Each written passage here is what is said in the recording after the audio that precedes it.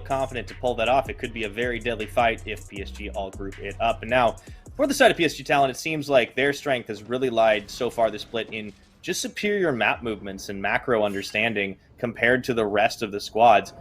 If they need to snowball some lanes, I'm curious to see how much work Juhan's going to be putting in. We know he likes to sit around Bay, and that Ahri does seem like the most dependent on getting the early kills. Absolutely. She's a bit of a hybrid control mage assassin, somewhat similar in the same vein to something like a Syndra, but has a lot of pop-off, I would say a lot more pop-off potential in some of these team fights because of that reset capability coming in on her ultimate. So a lot of reset potential in general for PSG. This has been a trend we've seen in the PCS, going with Viego, Ahri, and Jinx. And for the side of DCG, I mean, this time around, they don't have the Zillion to counteract that idea, or perhaps, you know, that Kindred that was hovered at one point in one of their previous games. So they understand that the reset potential is there, and I think they've done a decent job in being able to adapt their composition somewhat, because they are pretty tanky. The issue, of course, is when you are pretty tanky, you also kind of lack some damage. Yeah, that is very fair. It's kind of the flip side of trying to find those levels of champions. Now, it is worth reminding, this is the first time we get to see these two teams meet. It would have been last week, but of course, for the fact that PSG were not able to play their games due to the COVID situation. But this is effectively, I'm going to air quotes at the end of the first round robin, but we've also gotten to see games past that point here, and I'm really excited to see these two kind of just on the strong form that they are, and we've seen other teams' weaknesses a little bit more exposed. This bot lane, I'm keeping an eye on. The mid lane, of course, is always one to watch. But all of a sudden, that top gets really spicy too, right? Because of just how well Leaky has been playing in an aggressive manner, and how reliable Hanabi has been, even more so than his usual form, I think. Yeah, Hanabi's done very, very well here.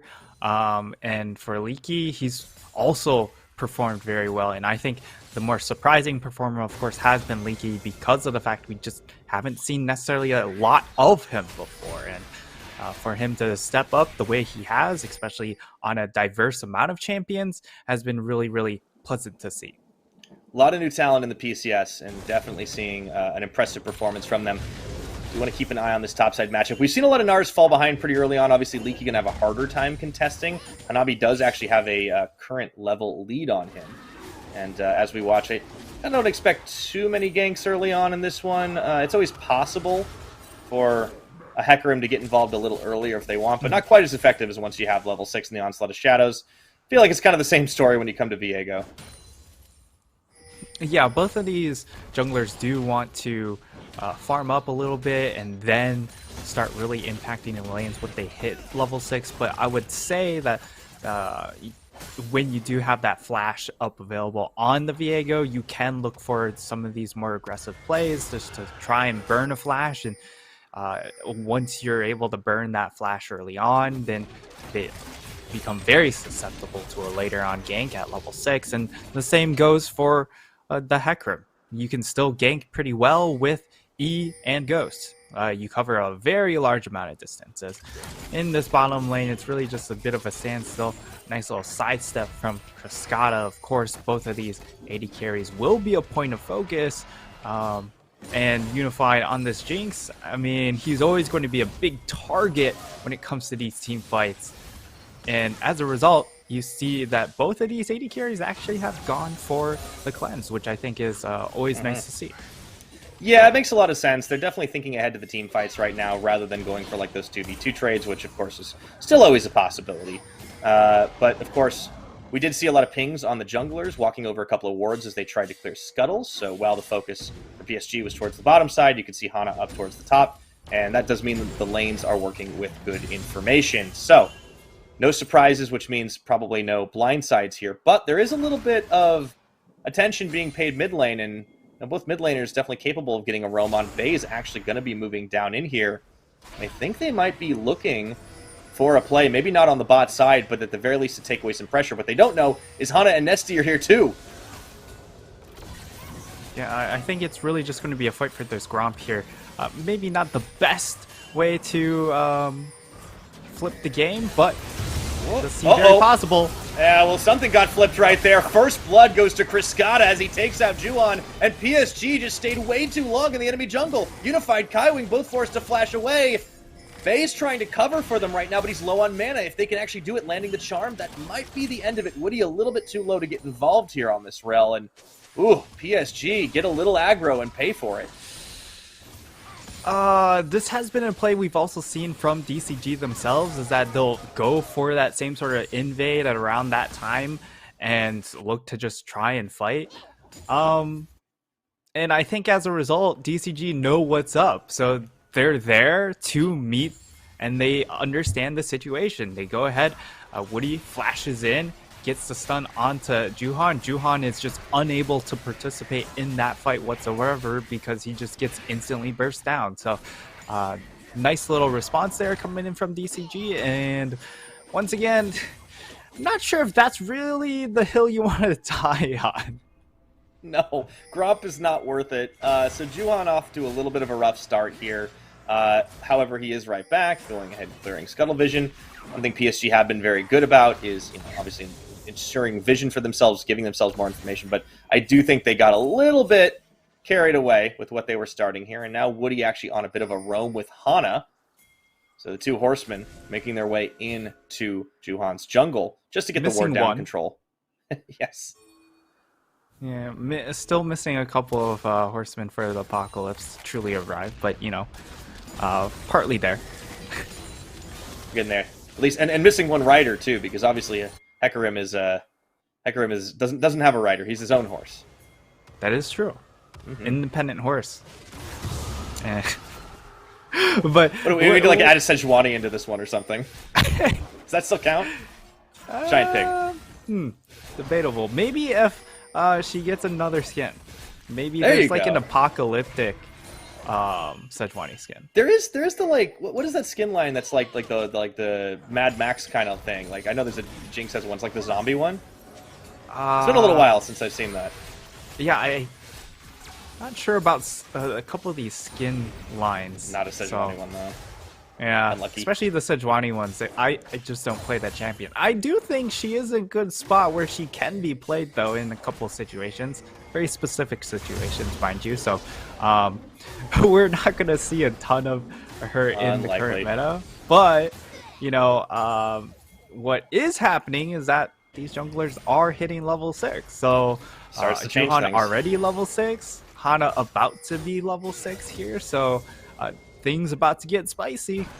He didn't really waste a minute after he died. I mean, they didn't really get experience gapped at all here. Now, this is going to be a Herald done in DCG Vision. The question is, can they really do much about it or try to flip it? It doesn't look like they're going to get there in time, but they might try to take a fight after the fact. Herald's going to get popped. Bay actually gets stopped. Yeah, that charm lands, though, and it does make it a little difficult for them to do much about it as Leaky late rotates down from top as well. So, advantage PSG, despite the gold deficit, they do pick up Herald without getting punished. And keeping an eye down bot, too, because level 6 is starting to come in for 80s and supports.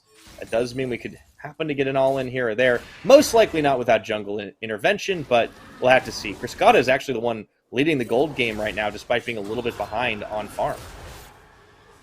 Yeah, part of that is because he has that extra gold infusion, plus 400 from that first blood, so that helps out considerably in that regard. And you can see Unified's it's essentially just that one kill goal difference. As nice little freeze being asserted by the DCG bot lane. I really like that play. Hard to do. However, at the same PSG time, well. Most likely we're just going to have Hana sprint straight down into this bottom lane because he knows his bot lane wants to freeze, so he's there to consolidate that. Okay, burning the cleanse just on Kaiwing's ult is actually not too bad if they wanted to try to go back to this one, but it looked like they wanted more than that. Base started roaming down too, and unfortunately gets sniffed out pretty quickly, so nothing going to be happening there. It does feel like Deep Cross, they know that PSG are trying to get ahead in the lane phase and not going to give them too much of an opportunity to do that. And PSG are the team with more of a timer in this one, because Deep Cross are going to be happy getting out of this lane phase without losing a whole lot. Yeah, this it's definitely more about the early game for the side of PSG, and for DCG, if they're able to slow things down, I think mid game's where they're going to come on really strong. Of course, when it comes to the late game, I think PSG have the opportunity to outscale at that point. It really just comes down to fight setup. Because of the fact, well, you technically have more range on the side of PSG, but a good, well-timed Malphite ult can really just ruin your entire fight completely. And anytime you have a Gnar, it makes fights really, really tricky because it's about the timing of that Mega Gnar, and if you're able to play around that timing well enough. That's true. I think that's a little tough. If there's anybody that can do it, I will put my faith in Hanabi, but Bay is in a little bit of trouble right here. Forced to Spirit Rush over the wall. Oh boy. Yeah, he wandered into that river at exactly the wrong moment. Mm-hmm. Yeah, and I mean, right before that play, I was about to draw attention to Leaky's build. It looks like we're going to see the Everfrost Malphite build, which means it shores up some of that damage issue that you have, and your mid game is actually going to be incredibly powerful with this Everfrost completed, because you get into the backline, you lock everyone down with that Everfrost, and not only is it a bunch of burst damage, it's a lot of lockdown as well. So I love this setup because if things all line up, PSG might just be stuck in place for like a full 5 seconds, and that just might be from beginning to end of their health bars.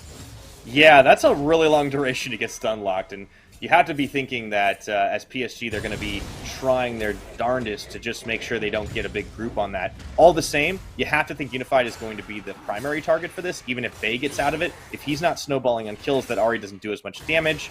Juhan, of course, is also going to be pretty reset dependent, but the Jinx can pop up at just about any time in the game, right? And I think PSG are going to want to try and split. As you can see, the Hullbreaker already picked up on Hanabi. I do think they want to try and drag Deep Cross a little bit around the map here. Yeah, that's essentially what you're going for. Oh, ooh, 1v1! Criscata! Holy moly! Whoa! That was beautiful. Almost got the kill. That was sick. That was sick. That was definitely Unified. That was definitely some doggo vibes right there. Oh, yeah.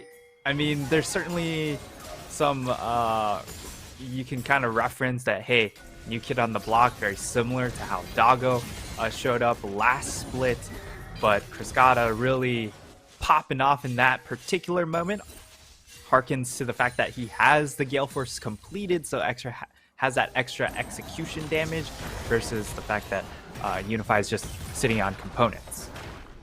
Yeah, I think that was a really good timing window to try and take advantage of it. He gets a flash, 4 flash, almost gets the kill. I'm sure he would have loved to grab that extra gold, but all the same, did force Unified out of lane, as we now start to see some mythics coming in. Deep Cross setting up for a deep dive in the mid lane. Bay does have flash and ults, and I think Deep Cross are going to second guess this. Kaiwing sniffs out at least part of the play here, and he doesn't know where Hana is. Might get baited into a bad situation as he gets knocked around, but no follow-up damage available. PSG looking for a turn. I don't think it's going to happen anytime soon. Okay, just going to be word clears. It's a pretty quiet game on the scoreboard, but not for lack of trying, Nightstar. Yeah, there's certainly been some attempts at some plays, but I think the big fight, of course, will be in 90 seconds when we'll see if PSG decide to fight around this next dragon. I think DCG, of course, they're looking to fight around that, because by then you'll you have, of course, your big ultimates back up. Your top laner is going to hit level 11, so that's when you get the second point into your ult as well. So should be a lot of team fight power coming in, just from the fact that they have level 2 rank ultimates, and they should also be close on double Everfrost. So again, like, you have a lot of lockdown setup here, or we could also fight around second Rift Herald. Possibly. PSG have definitely focused more top side of the map this game. Picked up Rift number 1, really didn't get them a lot. 2 plates in the mid lane, as they were able to pop it and not get a play off the back. But Deep Cross are going to try and fight for this one. Dicey situation for PSG. Here's Hana hunting around. Herald showing eye towards the Deep Cross side, but they're not going to go for it. They know Leaky has there, but Kaiwing, he goes in, and they manage to take Leaky down before he can do anything. In goes Navi's Gnar. They get Hana against the wall, into the Super Mega Death Rocket as Woody falls down, and even with Nesty's great escape, what a play for PSG Talon. The side of DCG, once more, they show up to the play just a little bit late here. Like that first Herald, but this time around, they decide to opt for the fight. And I think PSG, you hit all the timers that you wanted to, right? Leaky walks up. He isn't able to get that ult thrown down. He's also not level 11, so a lot of issues there. He also doesn't go back and get hit. He doesn't have Everfrost fight yet, so I feel like a lot of team fight power was missing that they should have had, that they could have just waited for that next dragon. But PSG, they take advantage of that, and they immediately turn on the big engage power, which is, of course, Leaky, and they got Mega Gnar in time. Perfect timing coming in from Hanabi. So the stars really aligned for that fight for PSG, and DCG, they just take a really poorly timed fight. Yeah, I think DCG weren't quite ready for how fast that turn went. Kaiwing's engage was extremely good. Leaky never really got a chance to throw out the ultimate himself. And at the same time, I think the priority focus was really good on a handful of those players. Hana, of course, goes down. You see Nesty would have dropped had he not gone for his ultimate. Speaking of Nesty, over the wall, Bay and Kaiwing combo up, and Hana is trying to buy some time for his team, but Nesty should fall to the Blade of the Ruined King. That's going to be Juhan picking him up off the back, and nothing to really grab after the fact, but a really nice collapse by the PSG side. Yeah, and now we already see PSG, they've exploded out to a 3k gold lead. They're going to throw down a Rift Herald. That should be that mid tower taken down as well. We'll see if Hana gets sucked into this fight, if Woody is able to set up for Hana's engage. Okay, Kaiwing does have to go into stasis here. Woody's going to get caught on the backside. The turn should come through. Here comes Hanabi, and he's going to shove too, but it's not into the wall. Away from it, Unified opens up with one kill. Looking for a second. That is going to be Leaky, falling down before he can get a whole lot done. His ultimate goes off this time, but to what end? And it ends up being 2 kills traded for none, and a lot of Rift Herald damage on that mid turret. Man, yet another good fight for the side of PSG. They're just playing these timings a little bit better than the side of DCG. Yes, the idea is there coming in from DCG. We bring in Leaky. He's level 11 now. He has the Everfrost. This should be a big team fight. But look at the timing and just really the mismatch of these engages. Like, Woody goes in. Leaky's not quite ready to use his ultimate. And by the time he uses his ultimate, the fight's already done. Like, there's no point to tossing this out other than to amp up your damage numbers. Yeah, I think PSG just have, superior sense of when they want to make these plays, and this has been the hallmark of PSG right now compared to our other newer squads, especially the ones that don't have as much experience playing on the same roster.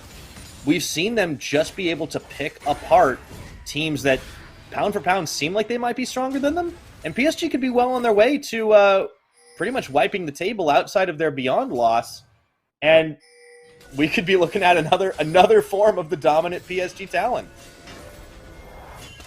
Yeah, PSG Talon really hitting the ground running a lot faster, again, than I would have expected.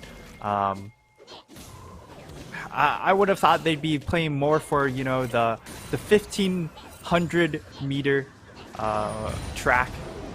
But it seems like they're playing more for the 500. They've really gotten off the ground. Yeah, they've gotten off the ground very, very well. So I've been very impressed by how fast they've developed, and hopefully they continue that trend to continue to add dimensions to their game, because I think comparatively to some of our other top teams, they have the most room to develop.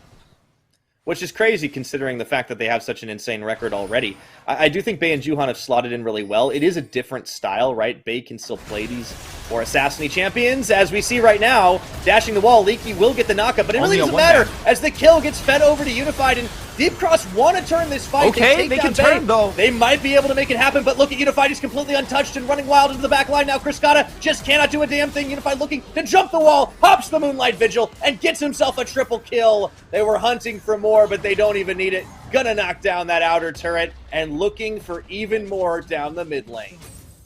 Yo, what an insane play coming in from Unified going in. Whoa! And Is that over? Looks like they got one more. That was great. The hop, skip, and the crunch. Unified picks up a delayed Quadra. Only Nesty is going to be sitting around, and he has to go back to the fountain. It'd be a Baron turn if it hadn't just spawned. Yeah, as we get to see the replay, Leaky once again gets caught out. One of the big differences when you are playing AP Malphite is that your positioning becomes all that more important. If this is tank Malphite, he's able to soak up a lot more damage, but then they get stuck in that choke, and because of that, Cryscata is actually able to output a lot of damage. But like, this is so perfectly played from Unified because you see that ult direction from this Cryscata. He's expecting Unified to chase by walking. And if he walks in that direction, he gets hit by red ult, and that means Cryscata heals up for a lot of his HP, and he might have been able to turn that 1v1 potentially. And that would have changed the entire scope of that fight if Unified's the one to die there, because then all of a sudden DCG, they can turn their attention to try and wipe out the rest of those members, because Nesty is of course very tanky and can just move forward and lock people down. But of course, Unified with the absolute Galaxy Brain prediction goes ahead and flashes the Moonlight Vigil, flashes the wall to go to the side a little bit faster and gets the kill. Opens up a huge edge for PSG here. They get on the board with the Dragons, so even though they didn't get early Drake stacking, we talked about how this comp was a bit more dependent on the laning phase and the snowball. Well, the thing about Jinx is a snowball can happen at any time, right? All of a sudden, Unified's 6-0. He is a half item at least up on Cryscata, and it wasn't that long ago that Cryscata was trying to solo him down bot lane. Yeah, and the big thing here as well now is the fact that once Jinx hits her power spikes, there's really no threat coming in from DCG, right? Because yes, they have a decent amount of dive, but at the same time, you still outrange that. So as long as you're playing your ranges properly, it's very difficult for DCG to just instantly turn on to you, unless if they have these key summoners, the flash on Malphite, the flash on Rel here, to then be able to actually collapse onto that backline. I think the thing that's really impressive about this game is, and just showcasing what this new version of PSG can do, is just everybody knowing what they need. Like, Bey is finding those opportunistic like charms. He doesn't have the damage to execute, and that's okay. He doesn't have to. As long as he's baiting out a fight, the rest of the team can clean up. Juhan's going to pop off, or Unified's going to pop off. And then, of course, you've also got the possibility of Hanabi getting the massive Gnar ult off. He's just so much more reliable on this champion. And now Deep Cross are going to try and muscle in to the river here, but there's a teleport flank from Hanabi, and we see Kaiwing trying to open this up. Narbar not quite there, but will they be able to build it? Juhan is looking for a hit, looking for an opening, and they don't find what they wanted, so they get a teleport play out of the PSG top laner. Yeah, that's actually really, really nice, because that means he won't have it for this next dragon that is coming up in 3 minutes. Of course, they're trying to burn that timer now because they know they can kind of threaten Baron because of how tanky they are. Yes, they're not going to do it incredibly fast because, again, they're mostly just a bunch of beefcakes, but it means that they don't take necessarily a ton of damage. Ooh, yeah, Juhan does get caught out. That forces the ult. He does get the ult force. The Heartbreaker goes down, but he didn't die, and that's critical here, which means if there is a smite fight, he has the opportunity to make that play. And it looks like Leaky's looking for a flank as they're hoping to bait PSG into this Baron pit. They need to find Unified. Staying in the back. Unified, great positioning so far this game. Can he keep it up? Leaky wants to get the unstoppable force. Baron starting to shred. Rocket comes through. Nesty tanks it. And that is going to be the chase down for PSG. They have the damage as Bey opens up, and even with the Malphite ultimate, a massive Gnar against the side of the pit, and they only lose Juhan on the back of that one. It doesn't matter if they don't have the smite. They clean up with the ace, and they can take the Baron too. Yeah, it doesn't matter if the smite did go down, if their entire team is down. So PSG once again find the fight timing. And this Malphite pick, while it looked like it could have saved the draft for the side of DCG, unfortunately the play in-game has fallen quite short. Once more, he ults very, very late in the fight after the fight is essentially over, and he just doesn't get a whole lot of value out of it. We'll see the replay here. They're taking so much damage from this Baron because of how long they've been trying to bait it out, and now the collapse comes in. Bay comes in from a nice flank. Cascada is eating a lot of damage from just the backside, but unfortunately he can't really turn his attention onto Bay because he has to start eating through some of that front line, eat through some of the damage dealers in front of him. Otherwise, well, the Jinx will just truck him over right after anyways. Yeah, and no one can touch Unified, right? Because he's spaced really well with the rest of the team, so even if Leaky gets the perfect ultimate, it's not going to include the Jinx unless he can get the flank off. That fight pretty much just straight up buys the Infinity Edge. I mean, it's just such a massive difference. And Cascada's not had a bad game, but holy moly, Unified is just so good.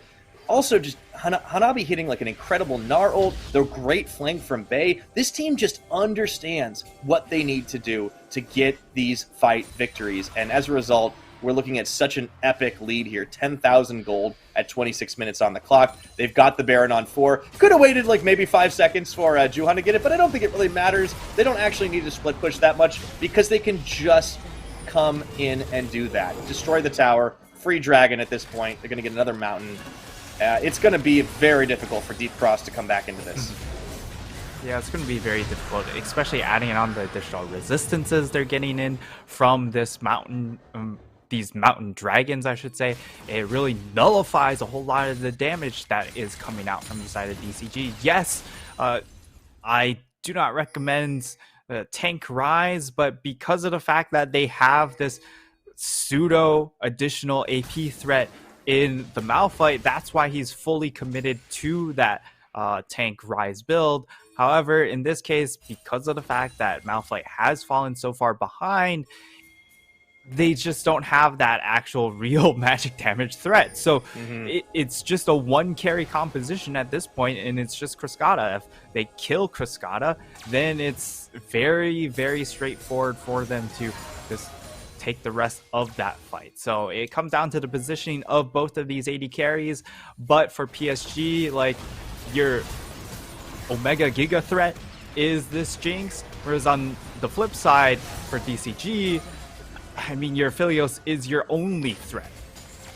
Yeah, and that's the tough thing. They really need to nail a perfect fight as they try to get in here. They do manage to get a catch onto Kai Wing, but look at how tanky he is right now, and the rest of the cavalry's managed to arrive around the side. Hanabi finds Hana. Bay lands a charm, this time onto the Aphelios. They didn't have enough follow-up damage. Hana is going to be able to get away, but look at the base Nightstar. Hanabi doesn't care about Nesty's damage. His Narbar is nearly there again, and PSG can just play around with their food. Here's going to be the play on the backside. Unified could be in trouble as the Rise comes in. That's going to be double Flame Choppers and a double Gnar into the wall. Even if they kill him, they might be able to turn this around, and Unified is still hanging tough. Hanabi goes down, but they're going to look for this fight. Need to kill Unified. Just barely out of this one. Unified still walking through. This is the best chance that DCG have had. Leaky has to keep wall. going. They get Bay. That's going to be some rockets here. Does he have enough to get crit? the kill? No. They will be able to turn it as he's forced into stasis. But what can they do from here?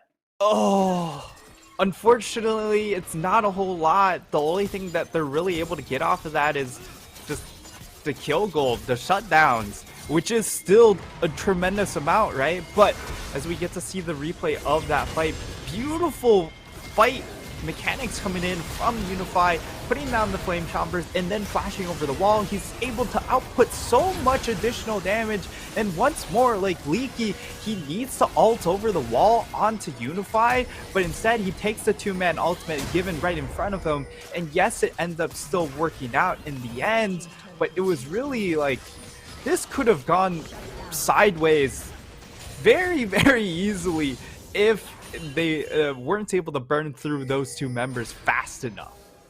Yeah, and also Nesty, you know, your tank Rise, he's the one who ends up getting the shutdown gold, the bounty on the Jinx. It pretty much buys him a Randuin's, and you would have liked that in Cascada, but Unified does a great job of buying time for himself and forcing the reaction.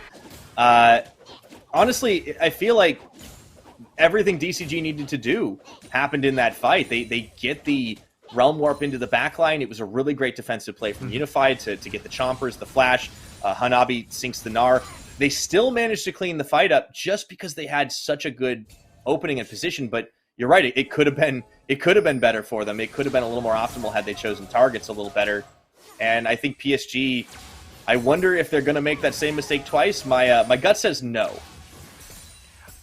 I mean, that really was a bit of a one-off, right?